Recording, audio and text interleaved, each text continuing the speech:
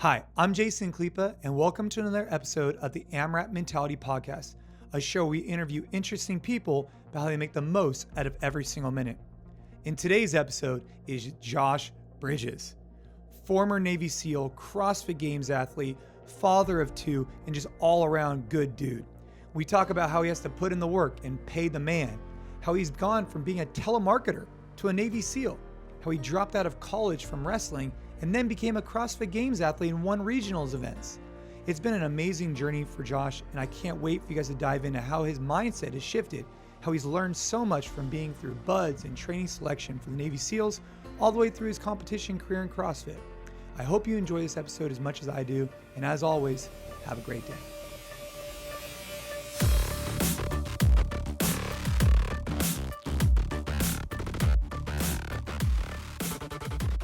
All right, guys, so we're here at Josh's house. Thank you, Josh, for taking the time. We're at your, for lack of a better term, it's a playground. Right? I'm looking around right at this minute. I see a yoke, a couple motorcycles, one of them in particular I really, really like, and a half pipe, a Versa climber. I mean, you got pretty much everything here. It's my little, this is my workshop, workshop / play area. So speaking on that note, I was thinking about it on my drive here today. I don't know anybody that I'm aware of who has put themselves in more uncomfortable positions, like at least personally, I don't know, than you. And here's what I mean by that. You're a college wrestler, right? D1? No. NAIA. NIA. NAIA. NAIA. Yeah. Okay. It's like D1, D2, D3, NAIA. Okay. Yeah. So college wrestler, nonetheless. Right. Yeah. Right. Yeah. Turned Navy SEAL. Yeah. Then compete in the CrossFit Games. And so I'm sitting there and I'm like, man, this guy's had a lot of challenging experience physically. So out of the last, I don't know, however many years, right? 20 years of experience, whatever, even longer. What's been the most challenging physically you've had to go through? Was it wrestling? Was it buds? Was it Hell Week? Was it physically, not mentally? And then I want to talk about mentally. Yeah, of course. Yeah, that's a great question. I always say, typically when I'm having like discussions with anybody, is normally like, and I don't know if it was the most physically demanding thing that I did, but college wrestling, I think it was just the fact that I didn't know the difference between high school wrestling and college wrestling. Because when I got to college, I was like, whoa, because I thought high school wrestling was brutal.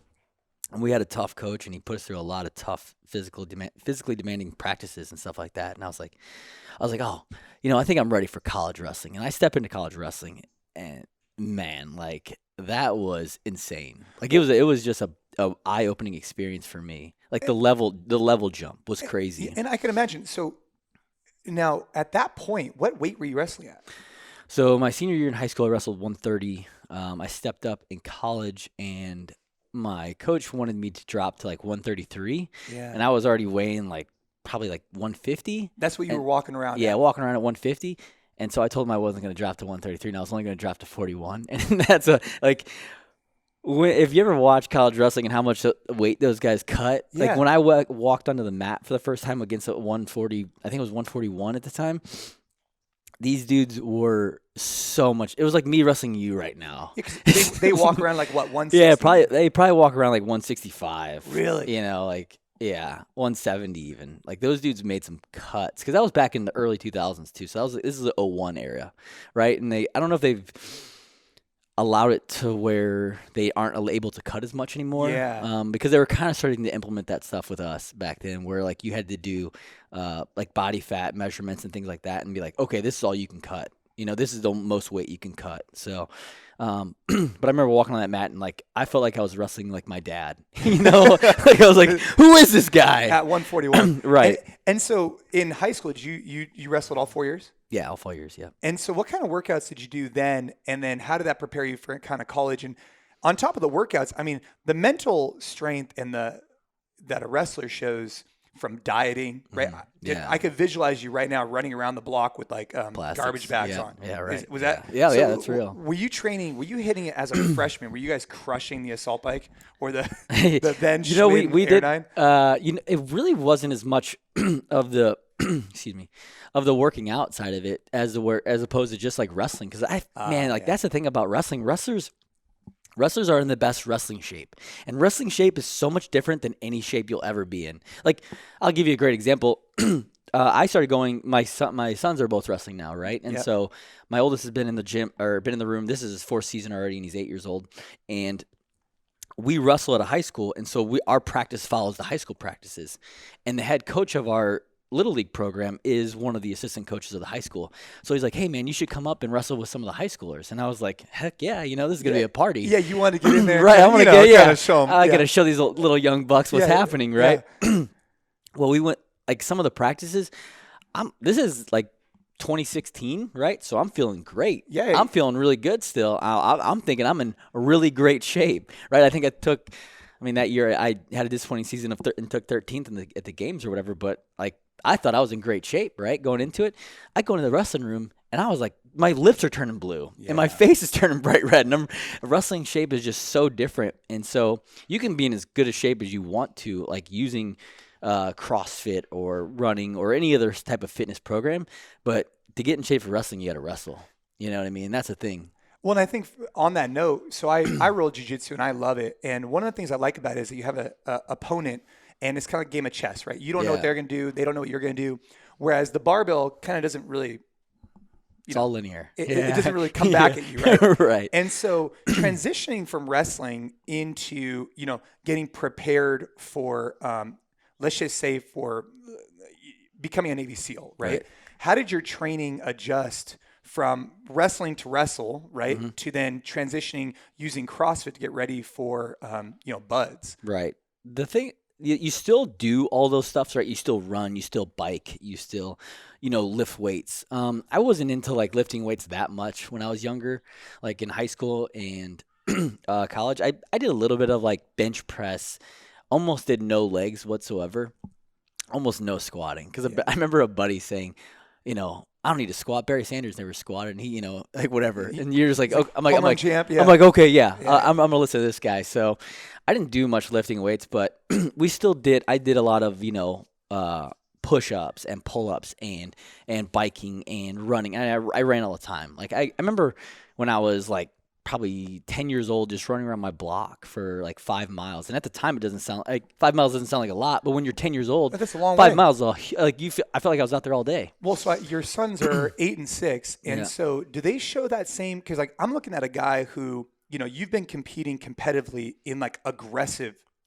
activities for a long ass time. Right. Was that something that you just had like at a really early age? Yeah. 'Cause your son just told me he wants to get a 22 for Christmas. Right. And, right. Exactly. Which it's all good. Right. Yeah. So at an early age, you're running around the block. Where did that stem from? Did your parents work out? Did your parents kind of? No, my mom's the most unathletic person you'll ever meet. And my dad wasn't really around. But I had an older brother, right? And so he's 13 months older than me. And so we were really close. And all we did was play sports. That was it. I mean, the moment school was out, we're okay, what are we playing? We playing whatever season it was, we did it. And it wasn't just like the top 4 sports either, like, baseball, basketball, football, and hockey. We played everything. I mean, tennis. We would play tennis. We would play ping pong. We would play anything that was competitive. We did, and it was nonstop until the moment we went to bed. And so I think that just kind of drove that competitive side of me to where like I still I haven't lost to Jack and Knox in anything yet because I'm gonna let them fun because at one point they're gonna take over everything, right? They're gonna start beating me at everything. Yeah. So I'm gonna get as many victories as I can under my belt before that happens. Yep. And so now with the kids, you have them in the garage with you working out sometimes? Sometimes my little one, Knox, he'll come out here and he'll do his own workouts. Yeah. And but my older one, I kind of have to, give him a few nudges. He likes to watch TV and play on the iPad. But we got some little benchmarks over there on the board. Like they've done 100-calorie ski, they've done 100-calorie rows, they've done 30 burpee box jumps over like height. height, like at their height. And you track their scores. Yeah, they're up on the board over there. So we'll do that. And then the little one, dude, he'll freaking grab his little barbell, the little barbell, the practice barbell, the junior barbell, and dude, he'll do clean and jerks. They both have done like over body weight squats, back squats, and stuff like that. So, but it's not like every day. It's actually probably once every couple weeks at the most. Just fun. Yeah, I'm not gonna push him into like I always get the question when I go to gyms and start doing these like seminars and stuff like that, and they'll be like, "Oh, you gonna your kid's gonna get him into CrossFit?" I'm like, as a fitness regimen, that's it. Right. But like I don't like to be competitive. No, I'm gonna have them play sports. Yeah. Play sports until they can't play sports anymore, and then when they can't play sports, they can go do CrossFit if they want. Well, so tell me about that. So as you grew up, you had to obviously learn how to overcome adversity, right? So I'm sure you didn't win every event in high school, right? No. So you wrestled and how did you perform as a wrestler in high school? I was okay. I was a decent wrestler. I started wrestling in 8th grade, right? And the thing about wrestling is the more mat time, the more experience you have, the better you're going to be. Yeah. So like when you're going up against a kid who's wrestled since he was 5, like you just don't have the mat time, right? And so at that point you're relying on your athletic ability to maybe get into victory here and there.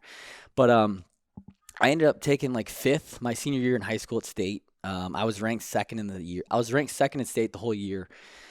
And the kid who was ranked first ended up losing at our sectional. And so he came to my side. He ended up being on my side of the bracket, where if he would have won his sectional and I won my sectional, then we would have been on opposite sides of the bracket and then been in the championship match.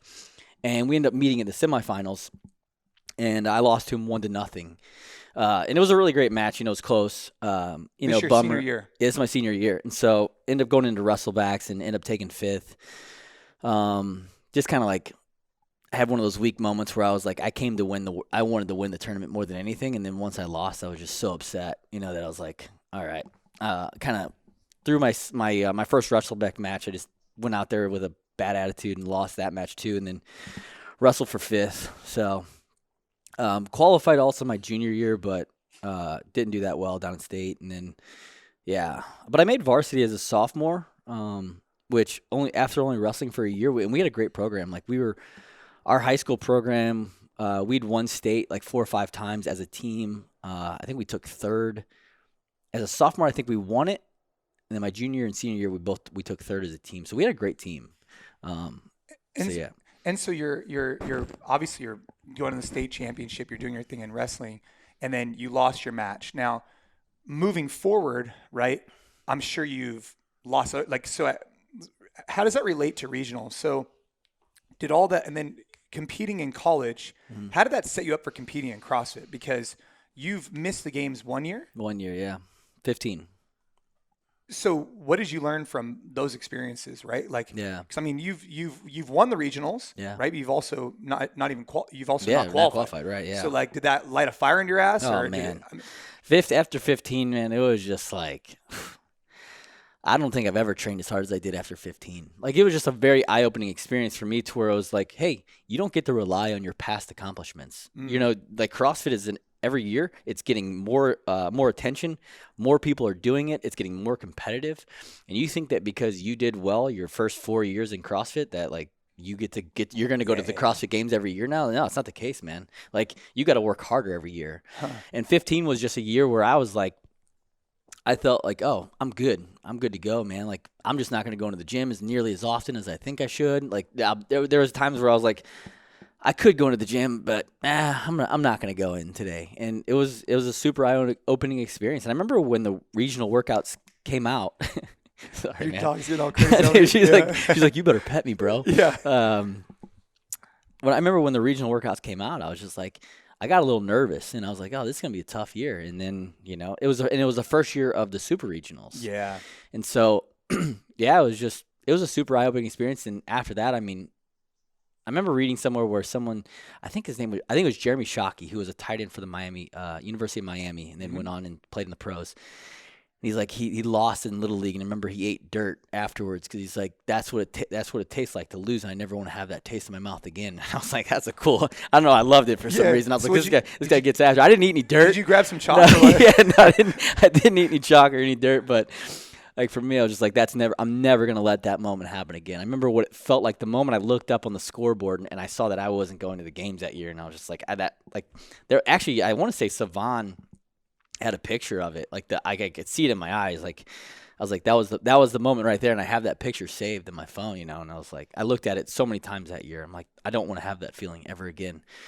But yeah, losing in like high school and college wrestling, it definitely helped, like it's good to lose sometimes, not, like it's not good to get into a habit of it, but like, it's good to lose. It's good to taste that and know what it feels like, to know that like you never want to have that feeling. Yeah. It keeps you hungry, right? I mean, for sure. So, it's funny you say like your past accomplishments don't guarantee you anything, right? And I think in work that applies the same way, right? Like people think like, oh, I worked so hard at this company for a year, and then, but it's like you got to earn you got to earn it every day, right? And the same thing goes to the CrossFit Games. I think that's really interesting perspective, right? Is that just because you might have taken, won the region the year before doesn't mean you're going to win shit. No, exactly. And go ahead. So I want to shift, how that earning that, like, how did you go from a guy? This is a total pivot. Yeah. But how'd you go from a guy who graduated from college, wrestling? I didn't graduate from college. I went to college for a year. Oh, you went to college for a year? Yeah, I went to college for a year. I only wrestled in college for a year. And then I again, I felt sorry for myself. And I was like, I didn't like my coach. He was like, I just thought he was like this like slick Rick guy who was a good recruiter, wasn't a good coach. And, had these moments where I was like, I don't want to do this anymore. And so I left college wrestling. I left college. So you're like 19? Yes, I was 19. Thought I knew what I wanted, and that's when I went into the telemarketing world. Yeah. So I'm so fascinated by this because you're grinding out as a wrestler. You go college for 1 year, and then you decide, and then all of a sudden, this guy that I'm sitting next to, who's even today, right? You're mid 30s. You have injuries to go over, but yet you're still training every day hard. Like it inspires you. Like you're fired up, right? Yeah. But yet you were a guy who dropped out of college, didn't finish that goal, and then became a telemarketer. Yeah. Like, how does that even happen? Right? It's the wild path of Josh Bridges right there, man. I mean, how does that mindset shift? Because you're a guy who's working hard at a goal. Yeah. Then you seemed very goal oriented, and then all of a sudden you just stopped. What happened? I don't know, man. I don't know what it was. I got a bad attitude. I thought that I knew what I knew everything. I didn't want to do college wrestling anymore. I was over it, and just like I had all those things that I talk about now, that you don't want. Like I thought I was owed something. I was no one cared about what I was. I was the only person who cared about me and my goals in college wrestling and stuff like that. And like my coach wasn't there to help me. I didn't feel like I was getting the attention that I deserved. And so I was like, I just got this bad attitude and like this, like I deserve more. This whole like a little entitlement. Yeah, super entitlement. Like, and I was like, what is wrong with? And I left college and I was like, I'm done. I'm gonna take at least a year off and figure out and go to the business world. I want to make some money. I thought I had it all figured out. So you thought you had it all figured out, and you end up becoming a telemarketer. Yeah. How quickly? Dude, how quickly did you realize you want to talk about? Wait, hold on. We talked about earlier how I was a wrestler, a Navy SEAL, and a CrossFit Games athlete. The hardest thing I ever did was be a telemarketer for a year and a half, dude, bro. I got a lot of respect for you on that one. And so 2 notes on that. Can you give us a little insight on what is it like to be a telemarketer? Because I mean, I think we can speak for everybody when I say like they're kind of annoying, bro. Right? And then secondly, how long did it take before you realized, hey, you know what? I made a mistake. I had the sense of entitlement. I need to overcome that. Yeah. Like, what did that look like to you? I can be stubborn in certain ways to where like I like to learn my own lessons. Okay. To where I don't like to listen to other people tell me about their lessons that they've learned. I want to learn them myself. Hey, why not? Right? Like let me make my own mistakes. And so I learned very quickly that telemarketing is not the right place for me. It took about half a day, right? But I stuck it out for a year and a half, man. I was like, I made this decision. This is what I'm doing. I'm going to go down this business path. Maybe there's some room for growth in this company. And this is just where I had to start, right? Now I paid the man. I'll tell you what. So you're paying the man. Yeah. And how did you pay him? Like, what was your pitch? Like, what were you selling? I worked for SBC, the phone company, which is now AT&T, right? So back in the day, back in the early 2000s, it was it was 2000s. So it was like 2002. It was SBC was the phone company. So I would sell, like, I would call you that you already had SBC as your phone company. And I would call you and try to sell you like call waiting, call forwarding, caller ID, all those, before cell phones. It was kind of before cell phones. Yeah. And so, yeah, like I had a headset on just like this. Yeah. And you would get a beep in your ear. And then that meant that the caller had picked up. And then the caller's name would pop up on the screen, and so did a script that you had to read from. And it was so awful. Hi, John. This is Josh Bridge. Yeah, exactly. This is Josh, and blah, blah, blah, blah, blah. And then you had like 3 rebuttals. And if because they were always the same answers, like, oh, I don't want this right now. And I was like, are you sure? We could blah, blah, blah, And then you had to do 3 rebuttals, and then if they hung up, and then once they hung up, you just got another beep in your ear. Oh. You weren't like on you weren't like on a phone like dialing numbers. Like it was just like oh, that call ended, and then once you press like okay, the call ended. It was like beep right in your next ear, and you're like next caller.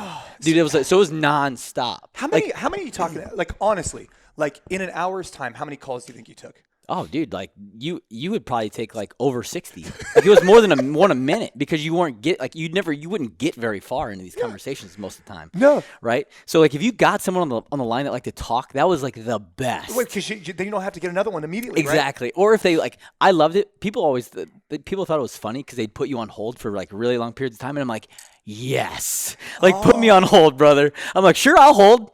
Like I'll sit here all day if you want me to, because then I don't have to talk to you. They think that they're giving it to you, yeah, but they're actually benefiting. Dude, they were helping me out so much, man. And you got some funny calls, people like saying certain things, and dude, there were some good ones, man. So how did that teach you to overcome objections? Because right. I mean, dude, you're wrestling, you're overcoming like mentally, like you know, cutting weight, this and that, and then you leave this place where like you probably thought you were the man. Right. Now you're the man behind it. Yeah. No, I'm not the man. So how did that time after time after time just getting hung up on? What did that do for you mentally? And when did you know that it was time to call it quits? Dude, that was rough, man. That was pretty early on. I started looking for other jobs, right? And so it was just brutal. I don't know if I took anything away from getting hung up on, other than the fact that I was just like I was in a really bad spot, selling something that I didn't really want to sell and doing the things that I didn't want to do, right? I mean, I was in the place where I was like got the gun in the top drawer, and I was just like ready to grab it, and, like. You were in a dark place. It was a bad spot, man. It was crappy, and I wasn't working out. I wasn't doing anything. I was like, I'm not working out. I'm not doing anything. Blah blah. Like I had it all figured out. Like I said, I want to make money, and that's it. Like working out sucks. It's like I used to use it when I was like, yeah, I'm in shape. I'm a rounds of shape, right? So after about a year and a half, I finally found a job being a loan officer, right, which I thought was so much better than telemarketing, which it wasn't at all. Yeah, because you came in at a tough time too, where you were doing I was doing subprime. Yeah, subprime loans. And it was the Wild West when I was doing it, and you made a little bit more money and you had a little bit more freedom, and that was nice. Other than that, it was still the exact same job, though, man. It was a sales job, and it was something that I wasn't truly passionate about and I didn't care about. And then I met a buddy, and he told me about CrossFit, and he told me about the Navy SEALs at the exact same time. He's like, I'm going to go be a Navy SEAL, and this is what they do. Some of these guys do to get in shape. It's called CrossFit, and this was in like January of 2005. And he's like, you want to give a shot with me? And I was like, sure. So dude, from there on, for about a year and a half, all I did was CrossFit and think about like being a Navy SEAL, and the rest is history, kind of thing. So at that moment in your life, right, you go from being a telemarketer to essentially doing sales on. I imagine, like from an ethical perspective, there was probably some times where it became a little borderline. Right.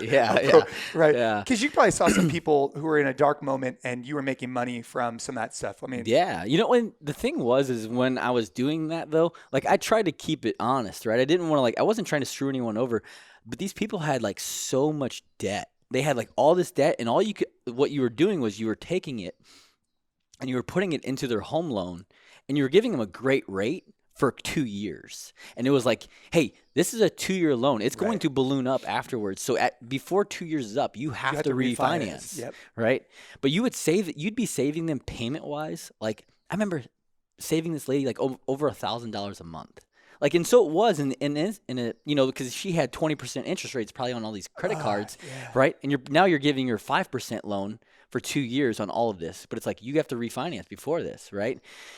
And that was what happened was, and then the bubble popped, right? And they took away subprime, and so these people couldn't refinance, and it just like it was awful, right? And so I imagine at that point, like you're being tested on like what you want to do next, right? And so at that point, were you engaged? No, no, I had a girlfriend. Yeah, you had a girlfriend? We were. We weren't engaged. I'm trying to think of when we got engaged. We got engaged. I had already been training for the military. At least I'd known that I was. You knew you wanted it. Yeah, I knew I wanted it at this point. And then, so I'd say we were about.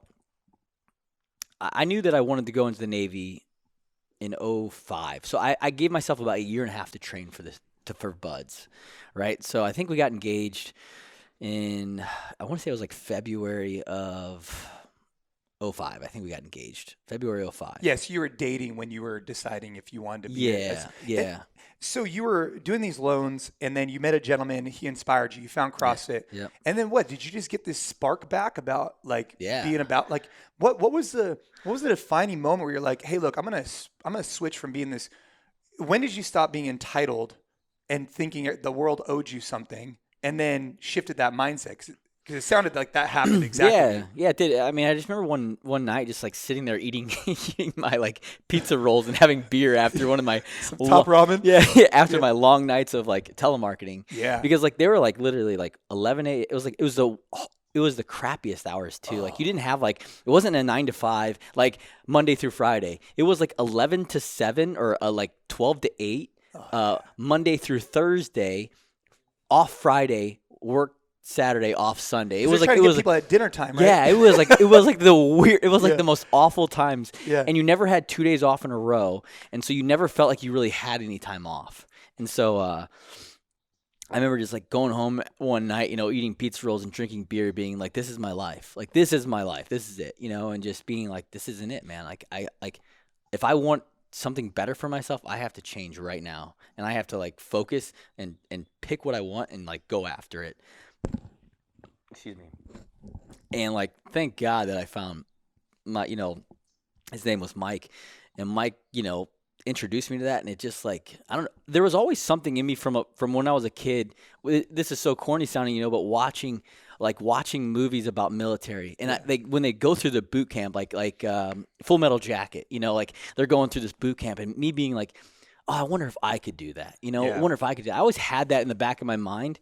I just never like acted on it. And then finally, when he was talking about Navy SEALs, I didn't even know what a Navy SEAL was. Like, I was from landlocked Missouri, so you know the Navy was the farthest thing from us. Where I knew what an Army Ranger was, I knew what Marines were, but like Navy SEAL, never even heard of it yet. Right. And so when he told me about it, I started doing the research, and everything you read was like, "Oh, this is the world's hardest military training," and I'm like, "This sounds like it's right for me," you know, and CrossFit was giving me that fire back, right, to where I was just like, this is cool. Like, because I started doing CrossFit in 2005, right? There was no CrossFit Games. When did you start doing CrossFit? Like 2006. Yeah, okay, 2006. Yeah, I was going to say, because, like, nobody was on the map when I was doing it. Like I remember, like, Chris Spieler was kind of around, OPT, James Fitzgerald. Josh Everett. Josh Everett. Like, you know, the people that were on the CrossFit website, you know, there was nobody huge yet was around, but, like, man, I just remember being like, this is so awesome. Like, I used to post my scores on CrossFit.com. For sure. You know? Male, you know, whatever you put, like, size. And exactly. RX. RX. And then, like, people would talk crap to me about my scores back then. Oh, yeah. And I was just like, why? Like, come to my gym or come to my, you know, hometown. I'll work out with you anytime, blah, blah, blah. But there was, like, certain people that you went and you would, like, look for their scores, like, through. It was like Brent, it was like AFT, which is Brent Marshall, OPT. There was a guy named Jeff Tesher or Tencher. Jeff Tencher out in Virginia. He was out in Virginia, I think. And you would look for those people's scores on their daily workout. And so you were trying to compete with them. Yeah. And that was like your fire, right? Yeah. And then all of a sudden, like the you fire. wanted to get rid of the pizza rolls. And the pizza roll and the beer, man. The Bud Lights, long necks. Literally, like, the fire started rolling, and I was like, this is awesome. I love this. And I loved, I was doing 2 or 3 CrossFit. Like, I didn't just do the daily workout of the day, right? I was like, the moment I started doing it, I was like, I need to do more than just this one workout. It wasn't enough. Right. I mean, I think that came from obviously the wrestling. The wrestling was always like the hardest worker in the room. If you're the hardest worker in the room, you're going to be the best on the mat. Right. And so when it came to CrossFit, I was like, more is better. Right. More is better. And I was doing 2 to 3 a day, like early on, like 05. Getting ready for buds. Getting ready for buds. I was like, okay. And I would swim twice a week, and I would run twice a week. And yeah, man, I was like, the fire just came back, and I was ready to roll. And I was at that moment switched, and I was like nobody owes me anything, and if I want something, I got to go get it. Well, we talk about this idea of like earned confidence. Like you walk into a situation, you know you've put in all this work to get ready for it. Yeah. And like in your competitive career through CrossFit, you've obviously dominated the run and swim events. With the exception, I think, of one. Until recently. Yeah.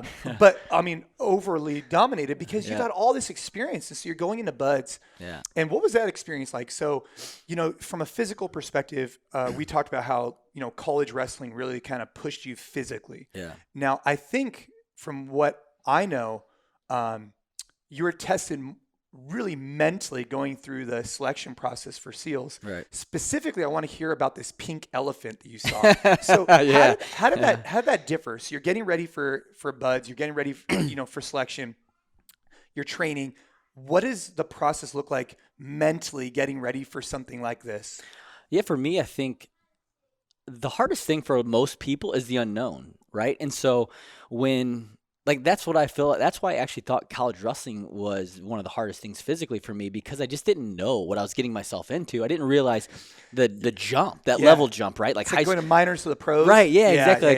That high school wrestling level to the college wrestling, the jump is just so drastic where I thought I was ready for it, and I just didn't even realize. I didn't. It was it was a slap in the face, So for buds, I did I did as much research as I could back then, where I feel like now the kids should even, or the guys should even be more ready than I was, because now I feel like everything's out there, right? And you have people like myself. There's a guy named Stu Smith, and I think he's still doing stuff right now. I want to say he is, and he was the guy who he gave out buds workouts to prepare you for buds.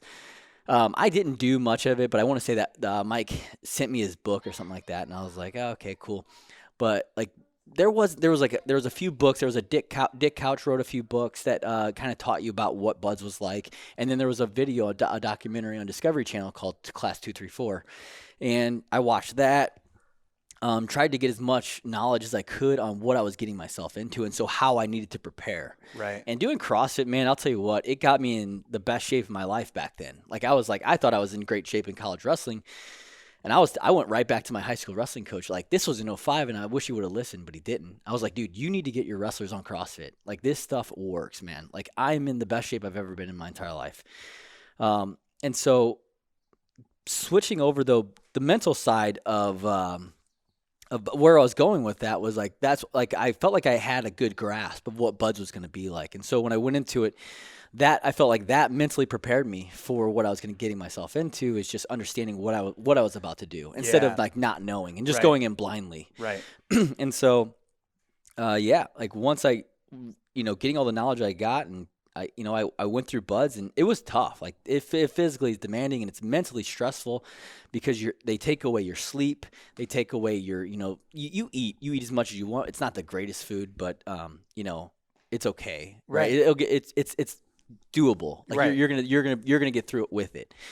But it's more of the stress, the lack of sleep, and always constantly being yelled at, and which doesn't bother me. It's it is what it is. I actually always appreciated when someone yelled. I always thought, if this guy cares so much that he's yelling at me. Like, he cares about me. Like, he cares that if I get through this or not. If he's not yelling at me, he doesn't give a crap. Now, is that yelling similar or completely different to like your wrestling? I'm sure your wrestling coaches yelled at you. Oh man, I love my high school wrestling coach was fired up. He would turn purple in the face yelling at us. I remember him, I remember this after this one tournament we did awful, and he hit this soda machine in like the back of a cafeteria, and it shifted like 3 feet, and I was like, dude, this guy he's so fired up right now. Super passionate. He's so passionate, right? And I loved it. So like when we went to Buds, like the ones that yelled, it depended on how hard they like if it was always a yell. If it was always a yell, you're like, okay, this guy just likes to yell. Right. Whatever.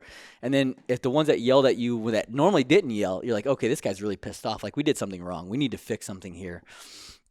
And then there's the guys who were just really funny. You know, like Andy. Yeah. Andy just cracked me up, man. He was just hilarious. So there was just the 3 different things. But, yeah, like you learn to appreciate when and why someone was the way they were.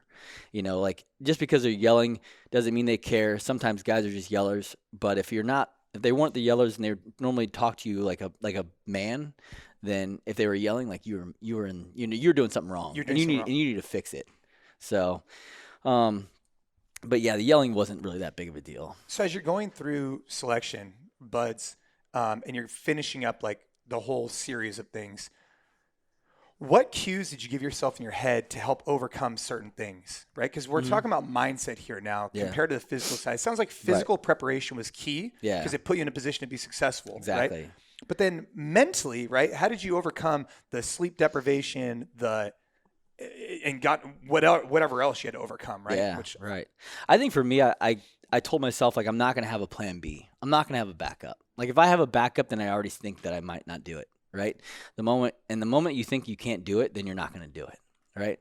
And we got a lot of great mentors in Buds that would come in and talk to us. And there's so many few things that or a few lines that a couple of our mentors came in and said to us that were like, just so profound for me that like just stuck with me, right? So you guys are sitting in a classroom setting and a former or a current Navy SEAL walks in and just says, "Hey guys." Yeah, they just start talking to you, and so I think they still do it. I'm sure they do, but each Budge class gets mentors, and they come in and they talk to you, and they just kind of give you some like motivation to like, you know, to help get you through it, man, because it's tough. It's a long, grueling process, right? And so, you know, they don't want you to go away if you're the right guy for the job, right? If you're the right guy for the job, they don't want you to go away, and they probably do. They probably lose some really good guys because of the process. But, you know, in the end, you know, then if you couldn't stick it out for that, then maybe you weren't the right guy. But certain guys, if they could get past certain things, then they would probably have done a great job. You know, so what did some of these mentors come in and say, and how many were there through the whole process? Because how long is the process? So you got 6 months. Buds is 6 months, and then SQT, which is SEAL qualification training, is another 6 months. So it's a year before you go to your team. And then once you're at your team, it's a 2-year new guy billet, right? And so like you're still earning your trident. You're always. Gosh, yeah, I'm sorry. Excuse me.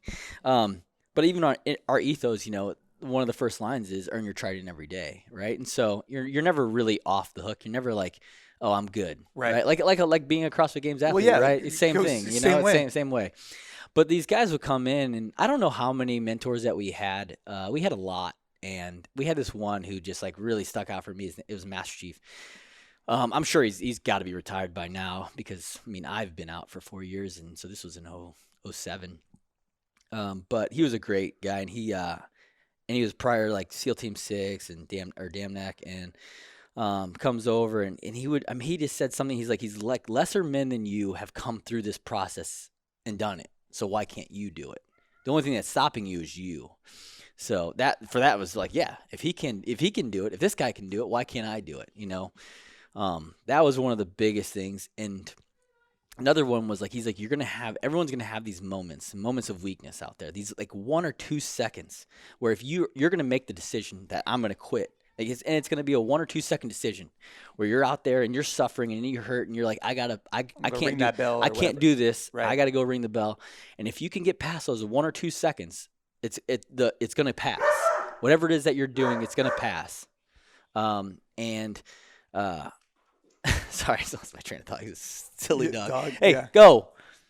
And so if you can get past these 1 or 2 seconds, these moments of weakness, whatever it is that's suffering, it's going to end. It's going to come to an end, right? And so I used to always think that whenever it got really crappy for me, which I never really thought about quitting. It really started to suck at moments. You're like, this sucks. I don't want to do this anymore. You just knew that you just knew like X amount of time it's going to finish. Yeah, it's going to go away. And yeah, maybe it hurts really, really bad right now, but like you're going to be fine. They're not going to kill you. They can't kill you.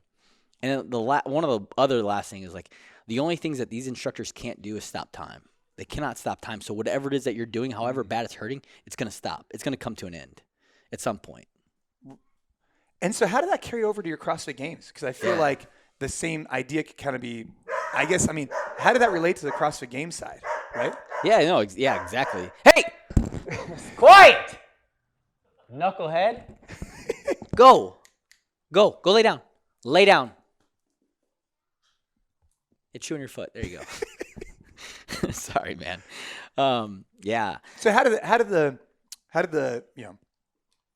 the speeches from the different mentors, all these different people, how did that prepare you, like learning these skills of, hey, they can't stop time? I think that's a really interesting skill set to do. How did that correlate over to the CrossFit Games? Oh, yeah, it was great, man. I mean, it was just like, now it went from being in a world where consequences are a lot more harsh, right, in the military side, to where the consequences in CrossFit, if you don't do well, you go home, right? You don't do well. Like I didn't do that great. Okay, big deal, right? So when it came to that, it was like that CrossFit was like the fun stuff for me. Like it was almost like it was me getting away from my military side for a little bit and like mentally checking out and just being like, this is fun, man. I loved working out. I loved doing CrossFit. Like I was competing doing CrossFit before it was competition, like just with myself, right? Which I think we all are at basically, even through our entire careers, we're always just competing with ourselves. And so, for me, it was just like, this is the fun. This is awesome. Like I'm enjoying this, like this. And so, and then it just correlated really well, right? Like a lot of the workouts that would come out were like stuff that I would do on a daily basis. Right. And then it just was like, this is awesome. And now like people are out here cheering for me while I'm doing it. Right. It was already part of your training. So you were competing. When did you first start competing at the CrossFit Games? 11 was my first year. And then you were active duty at that time. Yeah, I was active duty through 15. So you finished Buds, right? And what was the kind of like, from a mindset perspective or from just like a physically like challenging, what was like the pinnacle through Buds? And then we can move on to how that translated across. Like, what was the most difficult portion you had to go through? Buds isn't even the hardest thing we do. I mean, like everyone wants to talk about the training and everyone wants to talk about Buds and SQT, but man, like the stuff that you do once you graduate and you get into the teams is so much harder. There's no bell, right? You're not going to quit. You can't quit. You're with your teammate. You're with your teammates at that point, and like all you're doing is literally like, I have to do this so that I can bring up my teammates and myself can come home from when we go deploy, right? And so, but man, some of the Jocko was the commanding officer of our training detachment. Yeah. And so like, dude, the stuff that he would put us through was just insane, man. As a unit, as a team, as a unit. So like the training that we did outside was so much harder than Buds and SQT. Buds and SQT was just like you're in a student phase, right? So you're getting talked down to, you're getting talked like trash, and then like once you get into the teams, man, like the stuff you do, and you have roles and responsibilities within your platoon. So like not only do you have to like still be physically able to like perform the duties that we're needing to do, but you also have to like take care of whatever is your collateral duties afterwards, and your gun and the team gear and everything. And so it's just like all of these things coming together. And then the stuff that we're doing, like, we were doing like, we would do down man drills for hours out in the desert for like, I remember one night where I had to buddy carry like down men, fake down men that I'm doing like air quotes. This is after you finish training. This training. Most people would think like, oh, you finished. Right. You finished selection. Yeah, you're good. No, you're man. tried. Yeah, no, it's not like that. Once you get your trident, it's like everything gets harder, and like, and everything's more. There's more stuff on the line at that point, right? And so it's like we would be out in the desert doing immediate action drills, which are like, like basically like you're walking down a patrol and you're getting attacked, and then certain people go down because they got shot, and then you have to get out of that situation, right? And everyone in the platoon was dead except for like me and another guy. This is all training, so not really dead. Yeah, of course. They're just but so you had to like pick them up on your shoulders and run with them, get them out of this bad scenario. And like I remember doing this for like literally like 2 hours straight. Where I'd run, I'd pick a guy up, I'd put him down, I'd run back and pick him up, another guy down. And this is, in the desert, probably 120 degrees outside. And you're all geared, up. And we did it literally all day and all night. And it was crazy, man. I just remember being like, this is insane. And we were more sleep deprived because Jocko, his mindset, like if you ever listen to Jocko's podcast or read any of his books, like he's not, like nothing about him is fake. Like everything that he says is the exact same way he is. He's not portraying anybody. He's being him. And he's like, we're going to bleed and train harder now in training so that we bleed less in war. And dude, it was like anything that ever happened on deployment was like nothing compared to the stuff that we went through in training. So looking at that and then comparing that to your CrossFit Games training and then actually, do they correlate? So, oh yeah, for sure. Do you feel like the training that Jocko put you through, like literally you walked into these other situations and you felt significantly more prepared than other groups? Or yeah, completely, man. Like, and that's just, the same thing for the CrossFit. So it was like I took that mentality where I was like, I want to bleed more in training than I do, so that when it comes to competition, it's like this is nothing. This is a joke. Like this isn't even a half a day of training that I'm doing. Right. In these days of CrossFit when the games weren't nearly. They're still the same. They're evolving to where it's like you're like, gosh, this is crazy. These days are crazy, right? Yeah.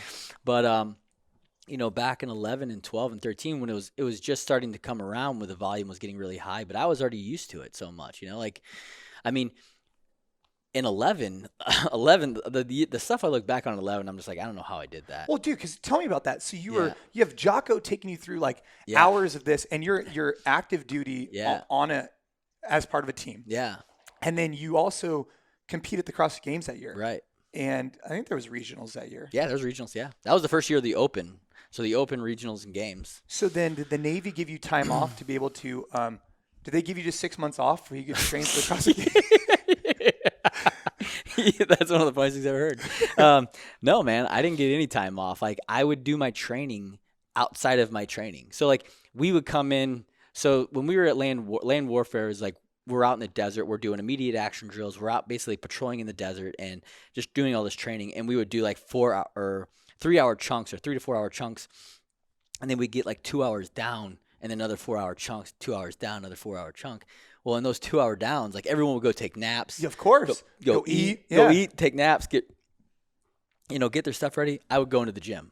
I would go in and I would go work out. And I would go do like CrossFit specific style of working out, right? Because I was in good shape because we're, running around in the desert, right? So I'm in good shape, but I still had to do like snatches. I had to do clean and jerks. I had to, row. I had to do all this stuff. And so I would literally go into the gym during those downtime and I would work out. It was crazy, man. I look back on it and I'm like, I don't know how I was doing that. So you did, you're training with your unit, you're training on your own to get ready for the CrossFit Games. And then you were married. Yep.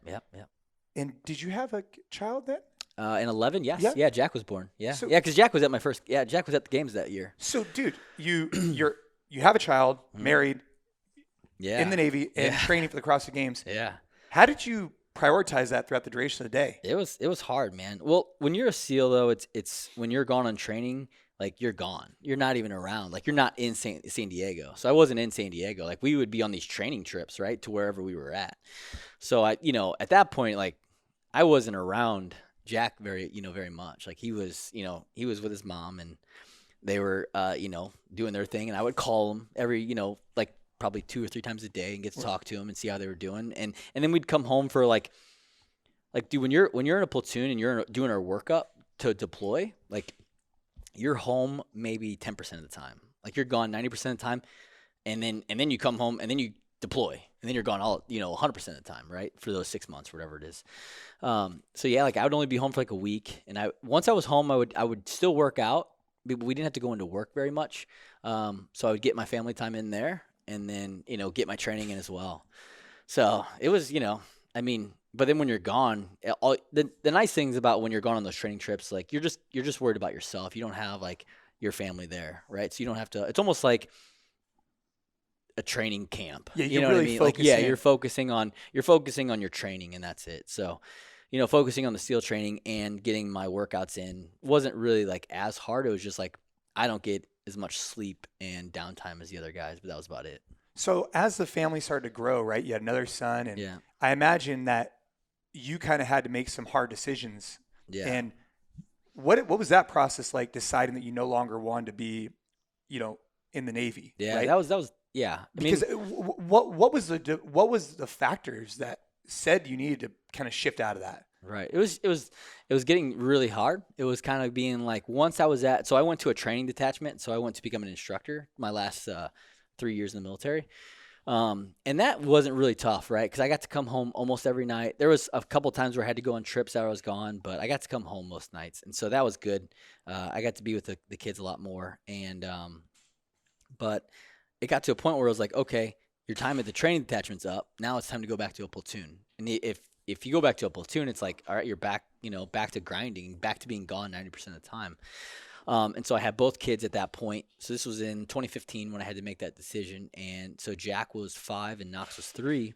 And I was like, do I want to go back down that road, right? And just being gone all the time. And you commit for another 4 years or 6 years? At that point, I probably would have committed for like 3. I probably would have committed 3 or 4 more years.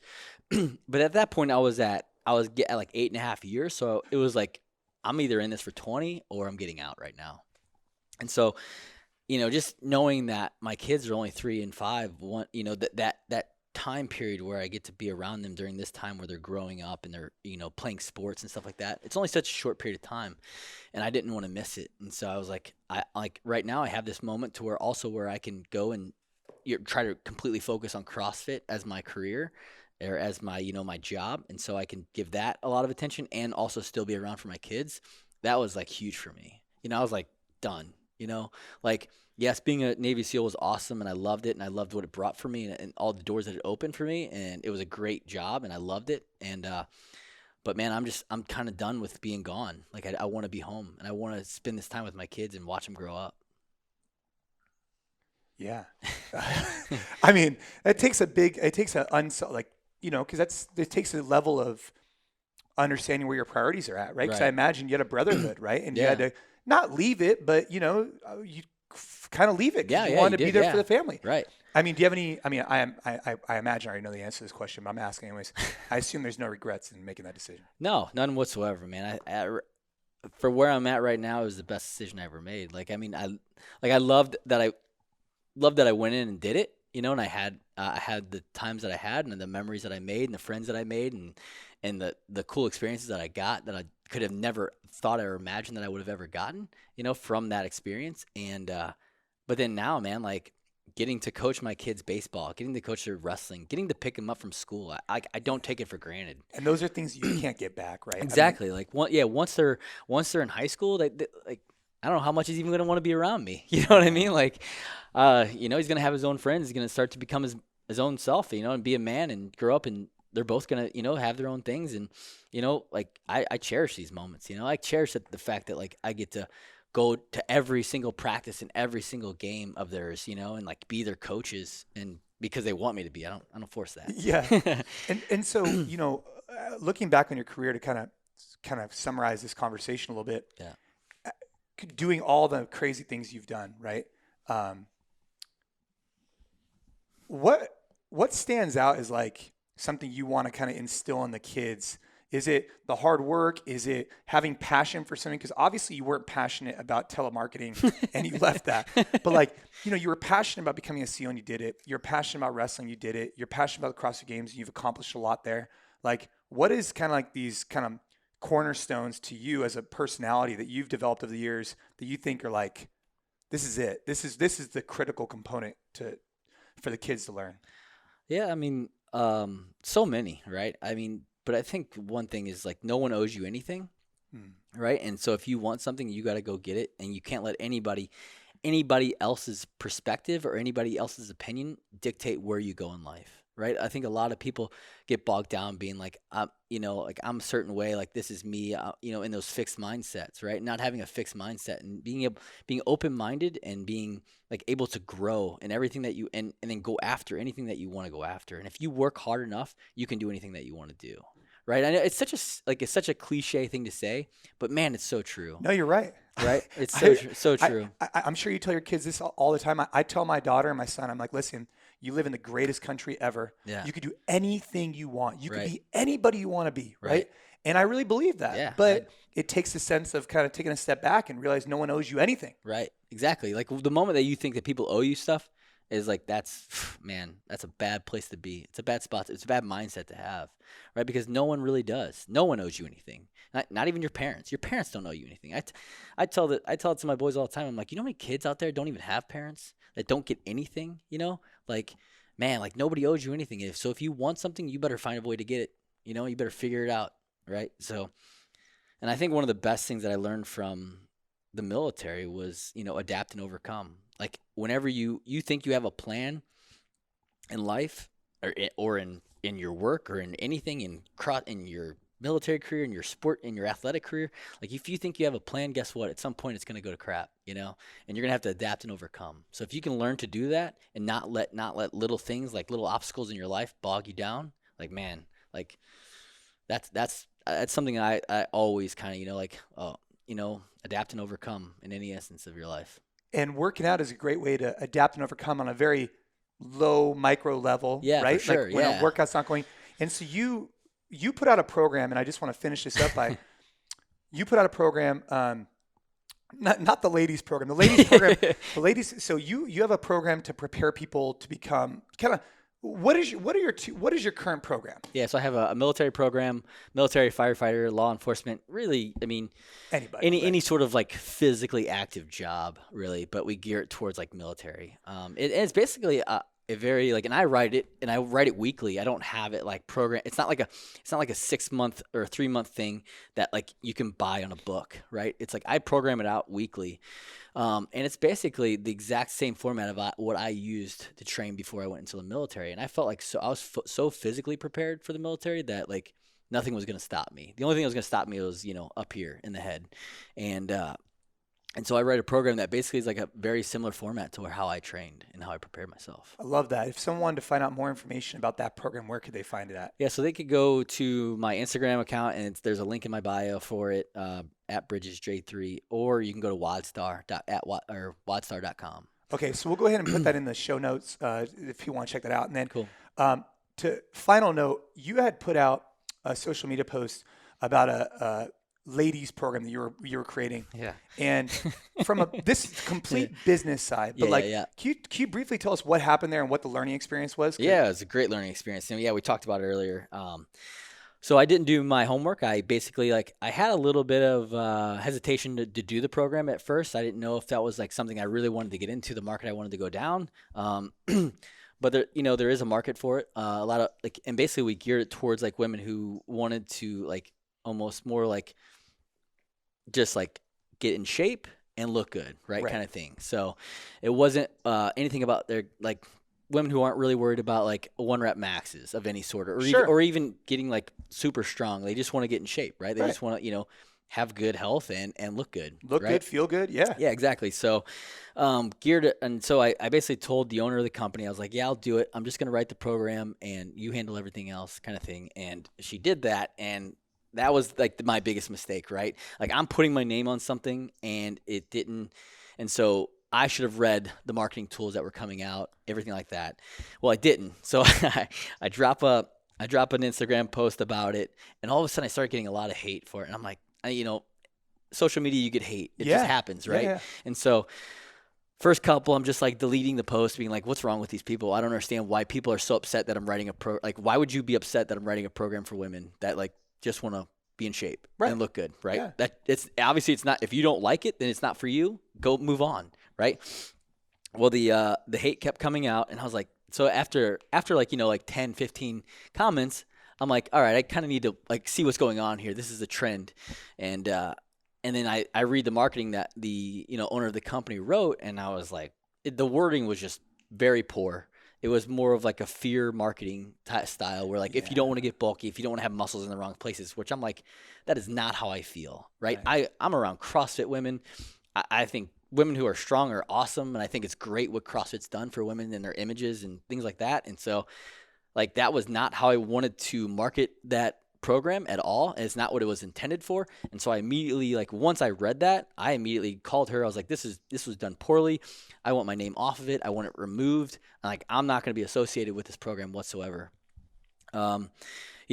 She handled it, got it taken care of. I still continue to get some hate. I apologize to every person that DM'd me, direct messaged me, and said like, this was not how I feel. This is not what I believe in. This is not what program was written for.